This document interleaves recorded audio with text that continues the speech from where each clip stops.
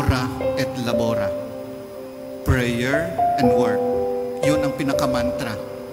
Prayer and work. Pinagsama rin niya ito para sa mga sumulunod o sa mga disciples ni Saint Benedict, that they would have stability in life, balance of prayer, and also of labor.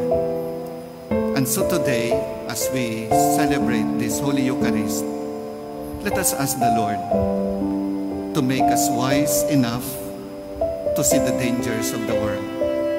Maging matalino para makita natin kung saan patungo ang kalooban ng Panginoon. And secondly, to make us pure. Gawin tayong malinis ang puso para mahalin din natin ang minahal ng Diyos.